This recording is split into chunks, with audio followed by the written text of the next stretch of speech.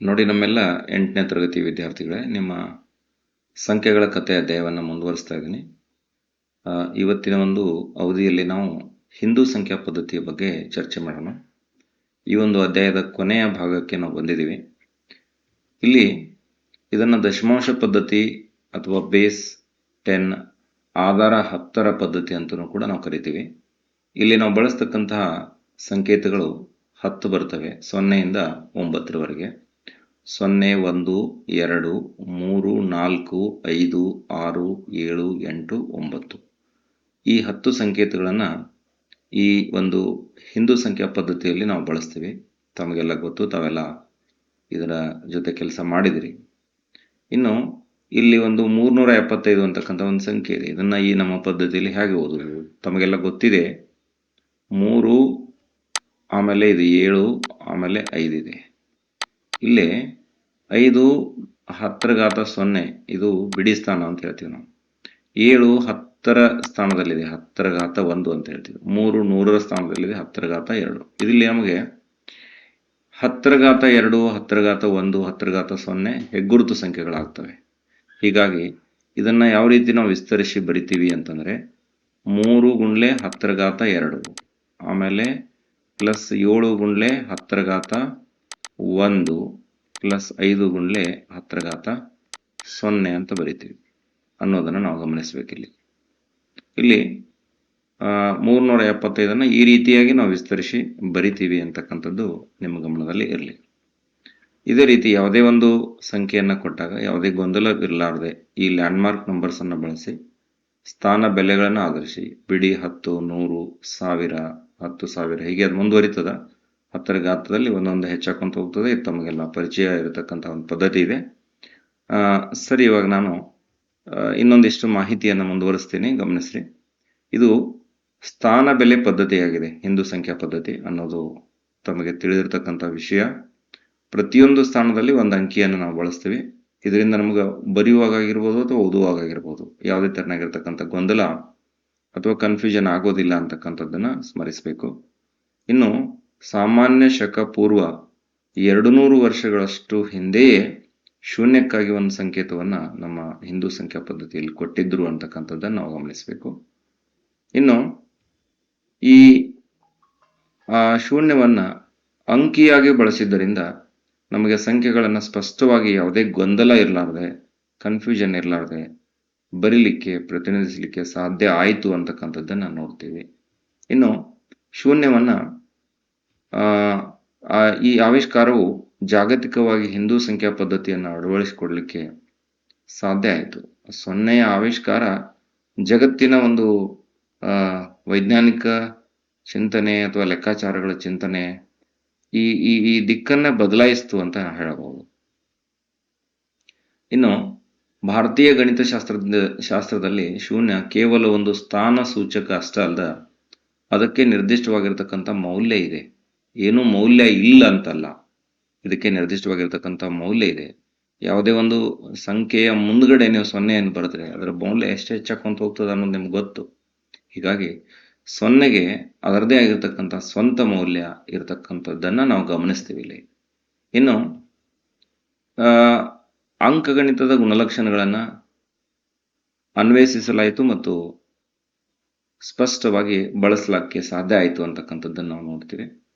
ಇನ್ನು ಭಾರತೀಯ ಗಣಿತಜ್ಞರ ಕೊಡುಗೆಯನ್ನು ನಾವು ಸ್ಮರಿಸೋದಾದರೆ ಆರ್ಯಭಟ ಅತ್ಯಂತ ಪ್ರಮುಖವಾಗಿ ಬರ್ತಾರೆ. ಅವರು ವೈಜ್ಞಾನಿಕ ಮತ್ತು ಗಣಿತದ ಲೆಕ್ಕಾಚಾರಗಳನ್ನು ಶೂನ್ಯವನ್ನು ಬಳಸಿರ್ತಕ್ಕಂತಹ ಪ್ರಥಮ ಗಣಿತಜ್ಞ, ತತ್ವಜ್ಞಾನಿ ಆರ್ಯಭಟ ಅವರನ್ನು ನಾವು ಯಾವಾಗಲೂ ಸ್ಮರಿಸಬೇಕು. ಆಮೇಲೆ ಶೂನ್ಯವನ್ನು ಒಳಗೊಂಡಿರತಕ್ಕಂತಹ ಈ ಮೂಲಭೂತ ನಿಯಮಗಳೇನದಾವ, 0ಗೆ ಯಾವುದೇ ಸಂಖ್ಯೆಯನ್ನು ಸೇರಿಸಿದರೆ ಅದೇ ಸಂಖ್ಯೆ ಬರ್ತದ, 0ಗೆ ನೀವು ಯಾವುದೇ ಸಂಖ್ಯೆಗೆ ಗುಣಿಸಿದರೆ ಅದು 0ಯನ್ನು ಕೊಡ್ತದ ಅಂತಕ್ಕಂಥದ್ದನ್ನು ಕೂಡ ಆರ್ಯಭಟ ಅವರು ನಿರೂಪಿಸಿದರು. ಇನ್ನು ಅದರ ನಂತರ ಬರ್ತಕ್ಕಂಥವರು ಬ್ರಹ್ಮಗುಪ್ತ. ಇವರು ಅಂಕಗಣಿತದ ಕ್ರಿಯೆಗಳಲ್ಲಿ ಶೂನ್ಯವನ್ನು ಒಂದು ಸಂಖ್ಯೆಯಾಗಿ ಕ್ರೋಢೀಕರಿಸಿದರು. ಆಮೇಲೆ ಋಣಾತ್ಮಕ ಸಂಖ್ಯೆಗಳ ಬಳಕೆಯನ್ನು ಪರಿಚಯಿಸಿರ್ತಕ್ಕಂಥ ಕೀರ್ತಿ ಯಾರಿಗೆ ಸಲ್ತದ ಅಂತಂದರೆ ಈ ಬ್ರಹ್ಮಗುಪ್ತ ಅವರಿಗೆ ಸಲ್ತದ. ಅಷ್ಟೇ ಅಲ್ಲದೆ ಇವರು ರಿಂಗ್ ಥಿಯರಿ ಅಂತಕ್ಕಂಥ ಒಂದು ಹೊಸ ಗಣಿತೀಯ ಆ, ವಿಭಾಗವನ್ನು ಬಹಳಷ್ಟು ಚೆನ್ನಾಗಿ ವಿಶ್ಲೇಷಣೆ ಮಾಡಿದರು. ಇದು ನಮಗೆ ರಿಂಗ್ ಬಗ್ಗೆ ಮಾಹಿತಿ ಇಲ್ಲ. ಕಾಲೇಜಿನ ಹಂತದಲ್ಲಿ, ಉನ್ನತ ಡಿಗ್ರಿಯ ಹಂತದಲ್ಲಿ ಗಣಿತವನ್ನು ನೀವು ಸ್ಪೆಷಲೈಸೇಷನ್ ತಗೊಂಡ್ರಂದ್ರೆ ಅಲ್ಲಿ ರಿಂಗ್ ಥಿಯರಿ, ಗ್ರೂಪ್ ಥಿಯರಿ ಇಂಥವನ್ನೆಲ್ಲ ಓದ್ತೀರಿ. ಇದು ಈ ವ್ಯವಸ್ಥೆಯನ್ನು ಅಭಿವೃದ್ಧಿಪಡಿಸಿರ್ತಕ್ಕಂಥ ಕೀರ್ತಿ ಯಾರಿಗೆ ಸಲ್ತದೆ ಅಂತಂದರೆ ಬ್ರಹ್ಮಗುಪ್ತ ಅವರಿಗೆ ಸಲ್ತದ ಅಂತಕ್ಕಂಥದ್ದನ್ನು ನಾವೆಲ್ಲ ಗಮನಿಸ್ತೀವಿ. ಇನ್ನು ಈ ಹಿಂದೂ ಸಂಖ್ಯಾ ಪದ್ಧತಿಯ ಒಂದು ಪರಂಪರೆ ಮತ್ತು ಜಾಗತಿಕ ಪ್ರಭಾವ ಏನು ಅಂತ ನೋಡೋದಾದರೆ, ಇವು ಆಧುನಿಕ ಗಣಿತಶಾಸ್ತ್ರಕ್ಕೆ ಅತ್ಯಂತ ಅಡಿಪಾಯವನ್ನು ಹಾಕಿದವು. ಪ್ರಮುಖವಾಗಿ ಈ ಬೀಜಗಣಿತ ಮತ್ತು ವಿಶ್ಲೇಷಣೆಯಂತಹ ವಿಭಾಗಗಳಲ್ಲಿ ಬಹಳಷ್ಟು ಪ್ರಮುಖವಾಗಿರತಕ್ಕಂಥ ಪ್ರಭಾವವನ್ನು ಇವು ಬೀರಿವೆ. ಇನ್ನು ಶೂನ್ಯದ ಪರಿಕಲ್ಪನೆಯನ್ನು ಒಳಗೊಂಡಿರತಕ್ಕಂತಹ ಭಾರತೀಯ ಸಂಖ್ಯಾ ಪದ್ಧತಿ ಇದು ಮಾನವ ಇತಿಹಾಸದಲ್ಲಿಯೇ ಅತ್ಯಂತ ಶ್ರೇಷ್ಠ ಮತ್ತು ಪ್ರಭಾವಶಾಲಿ ಆವಿಷ್ಕಾರಗಳಲ್ಲಿ ಒಂದಾಗಿದೆ ಅಂತಕ್ಕಂಥದ್ದನ್ನು ನಾವು ಸ್ಮರಿಸಬೇಕು. ಅತ್ಯಂತ ಶ್ರೇಷ್ಠ, ಮಾನವನ ಇತಿಹಾಸದಲ್ಲಿಯೇ ಅತ್ಯಂತ ಶ್ರೇಷ್ಠ ಮತ್ತು ಪ್ರಭಾವಶಾಲಿ. ಇದು ಇರಲಿಲ್ಲ ಅಂತಂದರೆ ಇವತ್ತಿನ ಸಂಕೀರ್ಣವಾಗಿರ್ತಕ್ಕಂಥ ಯಾವುದೇ ಲೆಕ್ಕಾಚಾರಗಳನ್ನು ಮಾಡಲಿಕ್ಕೆ ನಮಗೆ ಸಾಧ್ಯ ಆಗ್ತಿರ್ಲಿಲ್ಲ ಅಂತಕ್ಕಂಥದ್ದನ್ನು ನಾವು ನೋಡ್ತೀವಿ. ಇನ್ನು ಈ ನಮ್ಮ ಹಿಂದೂ ಸಂಖ್ಯಾ ಪದ್ಧತಿ ಯಾವ್ಯಾವ ಕ್ಷೇತ್ರಗಳಿಗೆ ಆಧಾರ ಆಗಿದೆ ಅಂತಂದರೆ ವಿಜ್ಞಾನ, ತಂತ್ರಜ್ಞಾನ, ಕಂಪ್ಯೂಟಿಂಗ್, ಅಕೌಂಟಿಂಗ್, ಲೆಕ್ಕಪತ್ರ ನಿರ್ವಹಣೆ, ಭೂಮಾಪನ, ಹೀಗೆ ಇನ್ನೂ ಅನೇಕ ವಿಭಾಗಗಳಲ್ಲಿ ಈ ಒಂದು ಹಿಂದೂ ಸಂಖ್ಯಾ ಪದ್ಧತಿ ಅದರದೇ ಆಗಿರ್ತಕ್ಕಂಥ ಮಹತ್ವವನ್ನು ಹೊಂದಿದೆ, ಕೊಡುಗೆಯನ್ನು ನೀಡಿದೆ ಅಂತಕ್ಕಂಥದ್ದನ್ನು ನಾವು ಸ್ಮರಿಸಬೇಕಾಗ್ತದೆ. ಇನ್ನು ನಿಮ್ಮ ಪಠ್ಯಪುಸ್ತಕದಲ್ಲಿ ಕೊನೆಗೆ ಒಂದಿಷ್ಟು ಚಿಕ್ಕ ಪುಟ್ಟ ಪ್ರಶ್ನೆಗಳಿದೆ.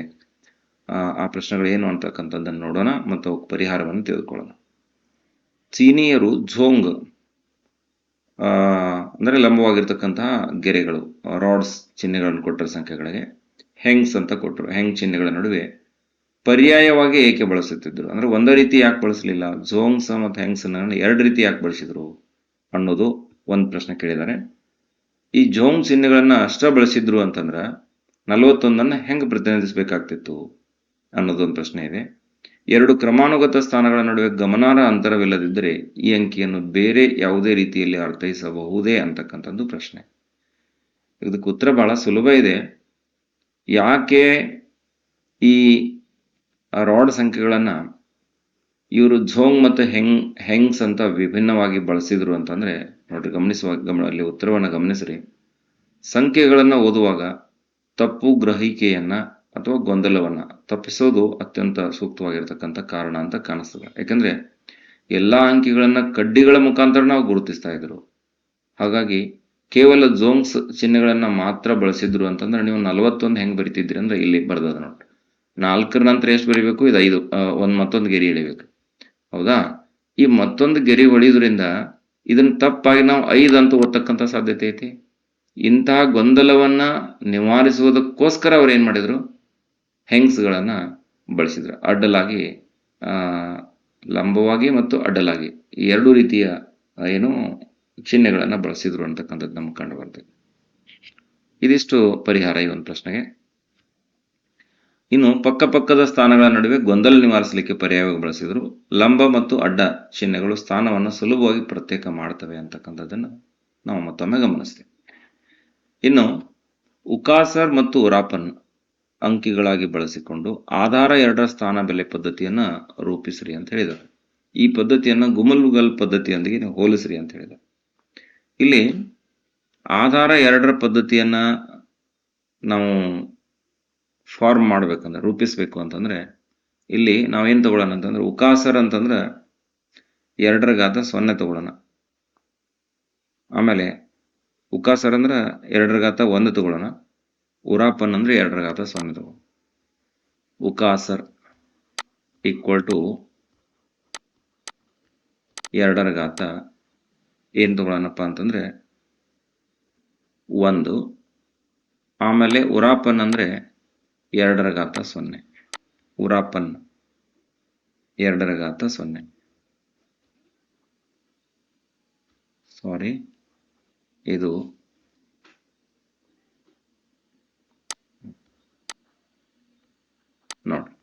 ಇದು 2 ರ ಘಾತ 0 ಆಗಿರಲಿ ಒಂದು ಪದ್ಧತಿ ಒಳಗೆ, ಆಧಾರ 2ರ ಪದ್ಧತಿ ಒಳಗೆ.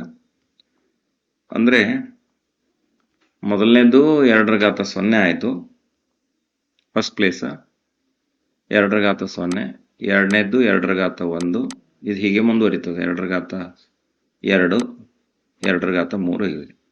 ಇದು ಮೊದಲನೇ ಸ್ಥಾನ, ಇದು 2ನೇ ಸ್ಥಾನ, ಆಮೇಲೆ ಇದು 3ನೇ ಸ್ಥಾನ.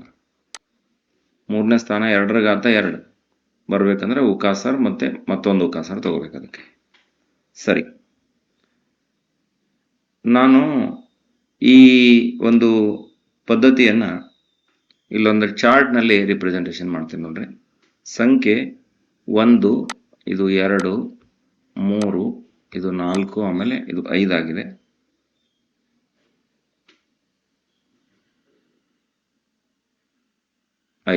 ಇಷ್ಟು ಸಾಕು. ಇಲ್ಲಿ ಒಂದನ್ನು ನಾವು ಹೆಂಗೆ ಬರ್ತೀವಿ ಅಲ್ಲಿ ಆಗಲೇ 2 ರ ಘಾತ ಉರಾಪನ್ ಅಂತ ತಗೊಂಡ್ರೆ, ಉರಾಪನ್ ಅಂದರೆ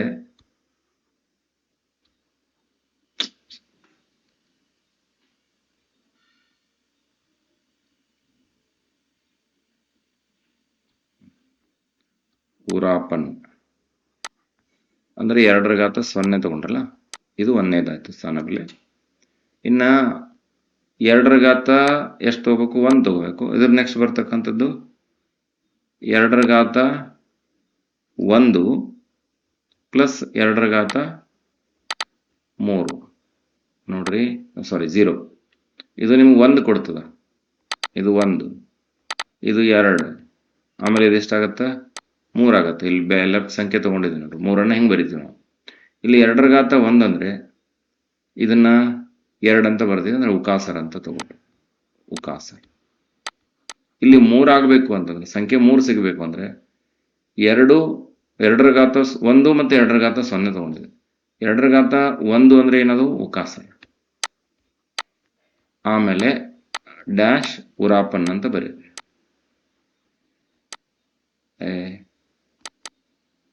ಉರಾಪನ್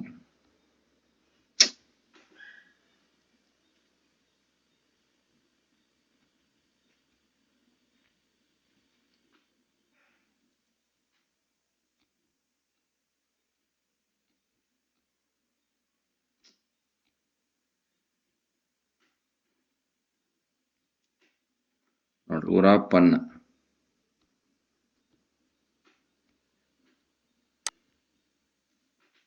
ಸ್ವಲ್ಪ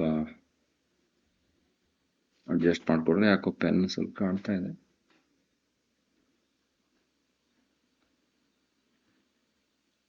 ಇದು ಉರಾಪನ್, ಹೌದಾ? ಇನ್ನು 4 ಬರಿಬೇಕಾಗಿತ್ತು ನಾವು. ಅಂದ್ರೆ 2 ರ ಘಾತ 1, ಸಾರಿ 2 ರ ಘಾತ 2 ಬರಬೇಕು. 2 ರ ಘಾತ 2 ಅಂದರೆ ಇದನ್ನು ನಾವು ಯಾವ ರೀತಿ ಬರಿಬೇಕು?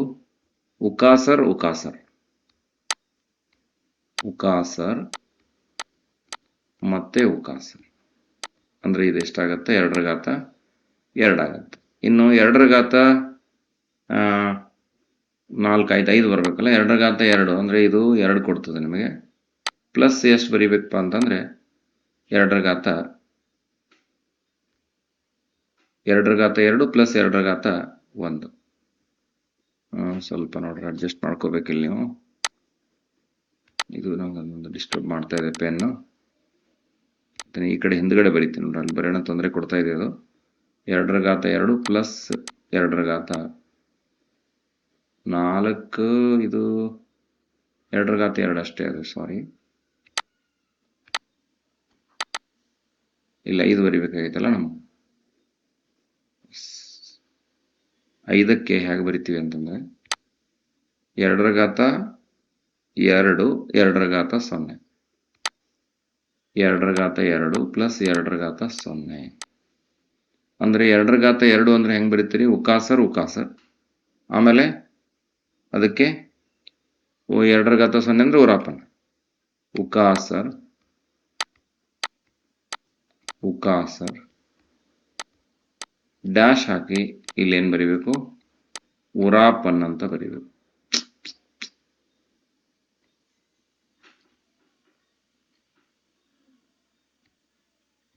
ಇದು ನಮಗೆ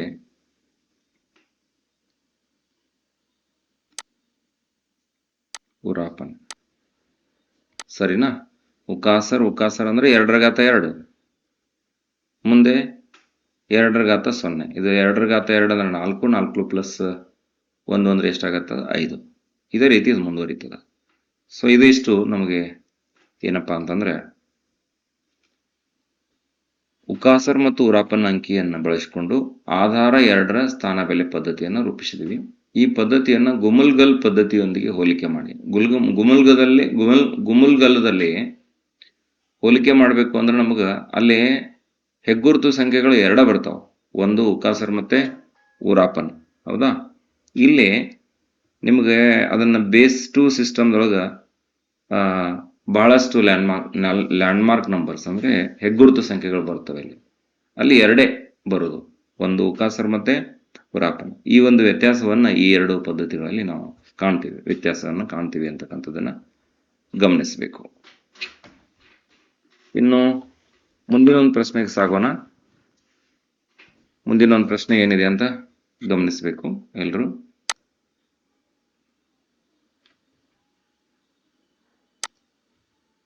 ನೋಡ್ರಿ, ಮುಂದಿನ ಒಂದು ಪ್ರಶ್ನೆ, ನಿಮ್ಮ ದೈನಂದಿನ ಜೀವನದಲ್ಲಿ ಮತ್ತು ಯಾವ ವೃತ್ತಿಗಳಲ್ಲಿ ಹಿಂದೂ ಸಂಖ್ಯೆಗಳು ಮತ್ತು 0 ಪ್ರಮುಖ ಪಾತ್ರ ವಹಿಸುತ್ತದೆ? ನಮ್ಮ ಸಂಖ್ಯಾ ಪದ್ಧತಿ ಮತ್ತು 0ಯನ್ನು ಕಂಡು ಹಿಡಿಯದಿದ್ದರೆ ಅಥವಾ ಕಲ್ಪಿಸದಿದ್ದರೆ ನಮ್ಮ ಜೀವನ ಹೇಗೆ ಇತ್ತು ಅಂತಕ್ಕಂಥ ಒಂದು ಜನರಲ್ ಪ್ರಶ್ನೆ ಇದೆ. ನೋಡ್ರಿ, ಈಗ 0 ಇರಲಾರ್ದ ಲೆಕ್ಕಾಚಾರಗಳನ್ನು ನಾವು ಕಲ್ಪಿಸ್ಕೊಳ್ಳಕ್ ಸಾಧ್ಯ ಆಗೋದಿಲ್ಲ. ದೈನಂದಿನ ಜೀವನದಲ್ಲಿ ಇದು ಬಳಕೆ ಆಗ್ತಾನೆ ಇದೆ. ಬಹಳಷ್ಟು ಕ್ಷೇತ್ರದಲ್ಲಿ, ಬಹಳಷ್ಟು ಎಲ್ಲ ವೈಜ್ಞಾನಿಕ ಕ್ಷೇತ್ರಗಳಲ್ಲಿ 0 ಬಳಕೆ ಆಗ್ತಾ ಇದೆ. ಒಂದಿಷ್ಟು ಮಾಹಿತಿಯನ್ನ ಇಲ್ಲಿ ಕಲೆ ಹಾಕಿದ್ದೀನಿ ನೋಡ್ರಿ.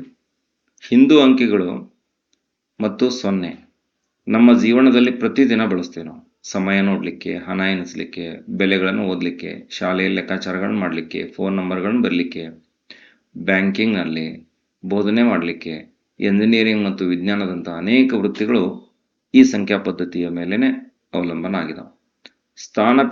ಸ್ಥಾನ ಬೆಲೆ ಮತ್ತು ಲೆಕ್ಕಾಚಾರಗಳಲ್ಲಿ 0 ಇದ್ದದ್ದು ಅತ್ಯಂತ ಪ್ರಮುಖವಾಗಿರ್ತಕ್ಕಂಥ ಪಾತ್ರವನ್ನು ವಹಿಸ್ತದೆ. ದೊಡ್ಡ ಸಂಖ್ಯೆಗಳನ್ನು ಬರೀಲಿಕ್ಕೆ ಮತ್ತು ಅರ್ಥ ಮಾಡ್ಕೊಳ್ಳಿಕ್ಕೆ ನಮಗೆ ಸುಲಭ ಆಗ್ತದೆ. 0 ಮತ್ತು ಹಿಂದೂ ಸಂಖ್ಯಾ ಪದ್ಧತಿಯನ್ನು ಕಂಡುಹಿಡಿಯಲಿಲ್ಲ ಅಂತಂದ್ರೆ ನಮ್ಮ ಜೀವನ ಅತ್ಯಂತ ಕಷ್ಟಕರವಾಗ್ತಿತ್ತು. ನಮ್ಮೆಲ್ಲರ ಜೀವನ, ನಮ್ದು ವೈಯಕ್ತಿಕವಾಗಿ ಅಷ್ಟೇ ಅಲ್ಲದೆ ಎಲ್ಲರ ಮಾನವ ಜನಾಂಗದ ಜೀವನನೇ ಕಷ್ಟಕರ ಆಗ್ತಿತ್ತು ಅಂತಕ್ಕಂಥದ್ದನ್ನು ನಾವು ಗಮನಿಸ್ತೇವೆ. ನಾವು ಲೆಕ್ಕಾಚಾರ ಮಾಡಲಿಕ್ಕೆ, ವ್ಯಾಪಾರ ಮಾಡಲಿಕ್ಕೆ, ದಿನಾಂಕಗಳನ್ನು ಬರೀಲಿಕ್ಕೆ, ಬಹಳಷ್ಟು ಕೆಲಸ ಕಾರ್ಯಗಳಿಗೆ ನಾವು ಹೆಣಗು ಬೀಳಕ್ಕಾಗ್ತಿತ್ತು. ಅಂದ್ರೆ ದಿನನಿತ್ಯದ ಜೀವನದ ಲೆಕ್ಕಾಚಾರಗಳಿಗೆ, ವ್ಯಾಪಾರ ಮಾಡಲಿಕ್ಕೆ ಅದು ಕಷ್ಟಕರ ಆಗ್ತಿತ್ತು. ಇದೆಲ್ಲವನ್ನು ಸುಲಭವಾಗಿಸಿದ್ದು ಈ ಒಂದು ಸಂಖ್ಯಾ ಪದ್ಧತಿ, 0 ಮತ್ತು ಹಿಂದೂ ಅಂಕಿಗಳು ಅಂತಕ್ಕಂಥದ್ದು ನಮಗೆ ಕಂಡು ಬರ್ತದೆ. ಇದು ನಮ್ಮ ಭಾರತೀಯರ ಹೆಮ್ಮೆ. ಈ ಒಂದು ಸಂಖ್ಯಾ ಪದ್ಧತಿಯನ್ನೇ ಇವತ್ತು ವಿಶ್ವವ್ಯಾಪಿ ಇವತ್ತಿನವರೆಗೂ ಕೂಡ ಬಳಸ್ತಾ ಇದ್ದಾರೆ. ಮುಂದೂ ಕೂಡ ಇದು ಸಾಗ್ತದೆ ಅಂತಕ್ಕಂಥ ವಿಷಯವನ್ನ ನಾವೆಲ್ಲ ತಿಳ್ಕೋಬೇಕಾಗಿದೆ. ಸರಿ, ಇನ್ನು ಮುಂದೆ ಕೊನೆಯ ಪ್ರಶ್ನೆ. ಪ್ರಾಚೀನ ಭಾರತೀಯರು ಹಿಂದೂ ಸಂಖ್ಯಾ ಪದ್ಧತಿಗೆ ಆಧಾರ 10 ಬಳಸುತ್ತಿದ್ದರು, ಏಕೆಂದ್ರೆ ಮಾನವರಿಗೆ 10 ಬೆರಳುಗಳಿವೆ ಮತ್ತು ಆದ್ದರಿಂದ ನಮ್ಮ ಬೆರಳುಗಳನ್ನು ಎಣಿಸಲು ನಾವು ಬಳಸಬಹುದು. 10 ಬದಲಿ ನಮಗೆ 8 ಬೆರಳು ಇದ್ದಿದ್ರೆ ಏನಾಕಿತ್ತು ಅನ್ನೋದು ಪ್ರಶ್ನೆ. ನಾವು ಆವಾಗ ಸಂಖ್ಯೆಗಳನ್ನ ಹೆಂಗ್ ಬರೀತಿದ್ವು ಅಂತಕ್ಕಂಥದ್ದು ಒಂದು ಪ್ರಶ್ನೆ ಕೇಳಿದ್ದಾರೆ. ಬದಲಿಗೆ 10 ಬದಲಿ, ಆಧಾರ 10 ಬದಲಿ 8 ಬಳಸಿದ್ರೆ ಹಿಂದೂ ಅಂಕೆಗಳು ಹೆಂಗಿರ್ತಿದ್ವು? ಆಧಾರ 5 ಇದ್ರೆ ಹೆಂಗಿರ್ತಿದ್ವು? ಆಧಾರ 10ರ ಹಿಂದೂ ಅಂಕೆ 25 ಕ್ರಮವಾಗಿ ಆಧಾರ 8 ಮತ್ತು ಆಧಾರ 5 ಮತ್ತು ಆಧಾರ 2ರಲ್ಲಿ ಬರಲಿಕ್ಕೆ ಸಾಧ್ಯ ಐತೆನಾ ಅನ್ನೋದನ್ನ ಇಲ್ಲಿ ಪ್ರಶ್ನೆ ಮಾಡಿದ್ದಾರೆ. ಸರಿ, ಇದಕ್ಕೆ ಉತ್ತರ ಏನು ಅಂತಕ್ಕಂಥದ್ದನ್ನು ನೋಡೋದಾದ್ರೆ, ನೋಡಿ, ನಿಮಗ 8 ಬೆರಳುಗಳಿದ್ದಿದ್ರೆ ನಾವು ಸ್ವಾಭಾವಿಕವಾಗಿ ಆಧಾರ 8ರ ಸಂಖ್ಯಾ ಪದ್ಧತಿಯನ್ನು ಬಳಸ್ತಿದ್ದೆವು. ಅವಾಗ ಎಣಿಕೆಗೆ ನಮಗೆ ಎಷ್ಟು ಅಂಕೆಗಳು ಇರ್ತಿದ್ವು ಅಂತಂದ್ರೆ 8 ಅಂಕೆಗಳು ಇರ್ತಿದ್ವು ಅಂತಕ್ಕಂಥದ್ದನ್ನು ನಾವು ಗಮನಿಸಬೇಕು. ಆಧಾರ 8 ಆಗಿದ್ರೆ ನಮಗೆ ಇಲ್ಲಿ ಸಂಖ್ಯೆಗಳು ಏನಾಗ್ತಿದ್ವು ಅಂತಂದ್ರೆ, ನಮಗೆ 0 ಇಂದ ಎಲ್ಲಿವರೆಗೆ ಬರಬೇಕು? 8 ಸಂಖ್ಯೆ ಬರಬೇಕು. 1 0 1 2 3 4 5 6 ಮತ್ತು 7.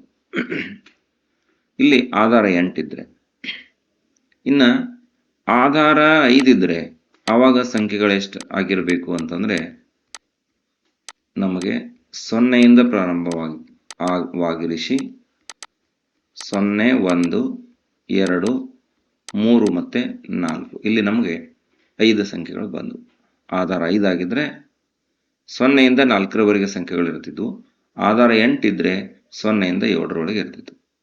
ಇನ್ನು ಇನ್ನೊಂದು ಪ್ರಶ್ನೆ ಇಲ್ಲಿ ಏನು ಕೇಳಿದಾರೆ ನೋಡ್ರಿ, 25ನ್ನು ಇದು ಆಧಾರ 10ರಲ್ಲಿದೆ, ಇದನ್ನ ಆಧಾರ 8ರಲ್ಲಿ 5ರಲ್ಲಿ ಮತ್ತು 2ರಲ್ಲಿ ಬರಲಿಕ್ಕೆ ಪ್ರಯತ್ನ ಪಡ್ರಿ ಅಂತಕ್ಕಂಥದ್ದನ್ನು ಕೇಳಿದರೆ ಆ ಪ್ರಯತ್ನವನ್ನು ಮಾಡೋಣ. ನೋಡಿ, ಈಗ ನಾವು 25ನ್ನು ಆಧಾರ 8ರ ಪದ್ಧತಿಯಲ್ಲಿ ಬರೀತಕ್ಕಂಥ ಪ್ರಯತ್ನವನ್ನು ಮಾಡೋಣ. 25ಕ್ಕೆ ನೀವೇನು ಮಾಡ್ರಿ, ಈಗ 8ರಿಂದ ಭಾಗಿಸ್ತೀರ. 8 3 24, ಆಮೇಲೆ ನಿಮ್ಗೆ ಶೇಷ ಎಷ್ಟು ಉಳಿತದೋ 1 ಉಳಿತದೆ. 8 3 24, ಶೇಷ ಎಷ್ಟು ಉಳಿತು? 1 ಉಳಿತು.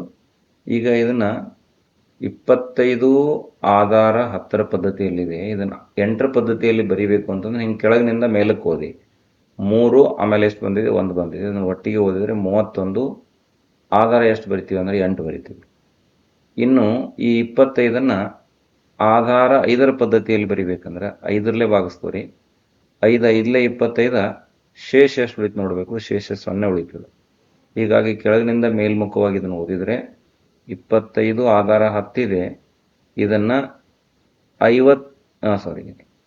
ಆಧಾರ